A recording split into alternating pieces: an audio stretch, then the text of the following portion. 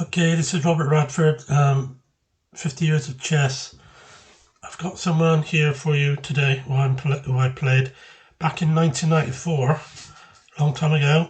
P.Brooks of Thornbury Chess Club.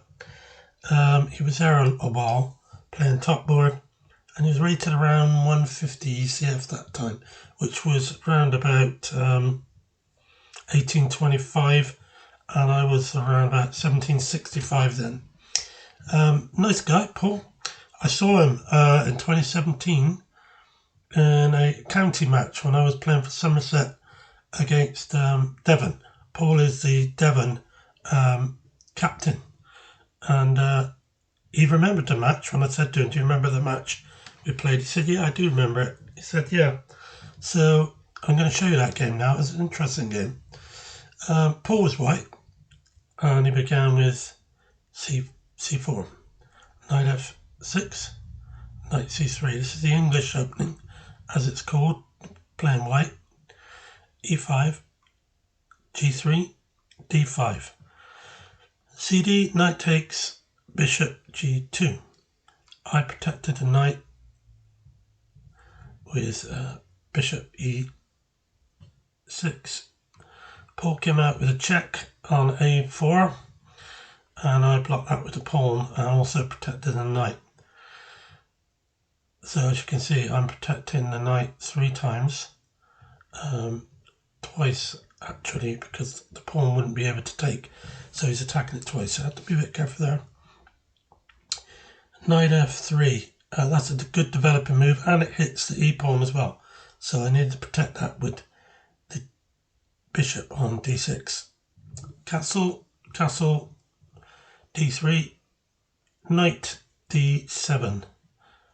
So I'm connected now with my rooks, with my queen. As soon as my queen moves, I'll have my rooks totally connected. Knight G5, he's after my bishop there, which is protecting the knight. I played knight takes knight. He played B takes C. I did this so that I could either play,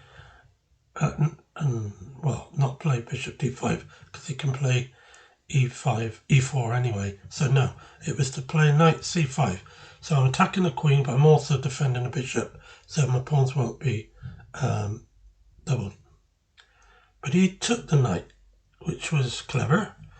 So at this moment in time, he's a minor piece up. So if I took the queen, he took the queen, and then I took the knight, we would be exactly level, whichever way I go. So I took the knight because the knight is in a good place there on E6. Bishop E3. So he's hitting the pawn twice on A7. F5.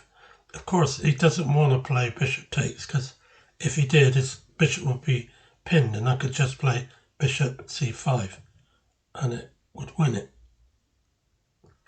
Queen B6, pinning my knight to my king, and the knight is unprotected, so I had to play queen D7 to protect it.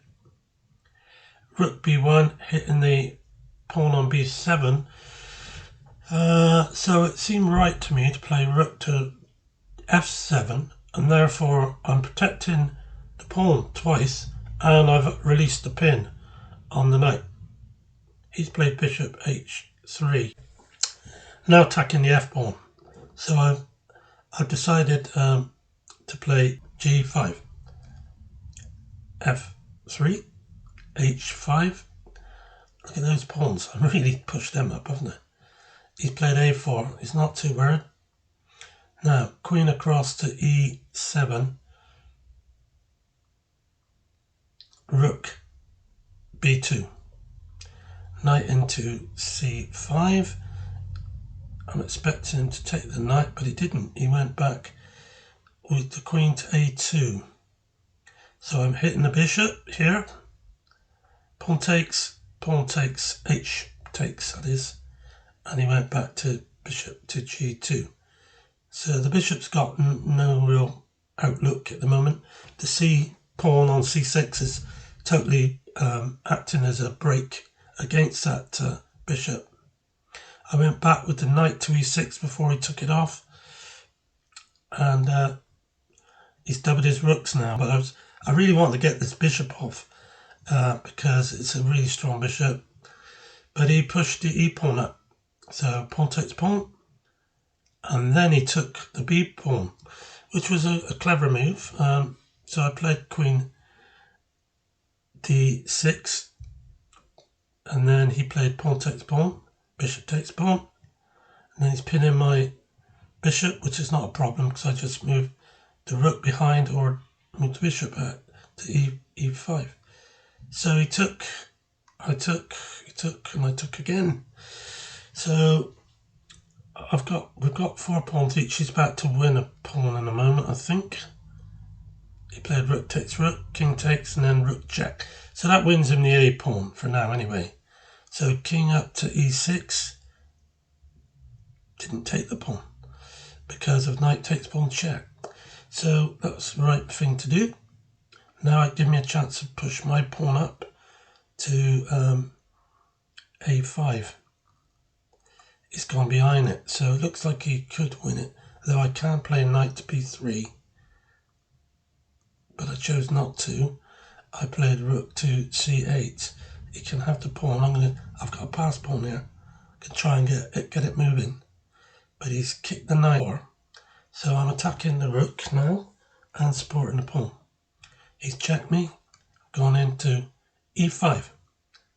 Now he's gone behind the pawn. He's offering a rook swap, which would be difficult for me after that.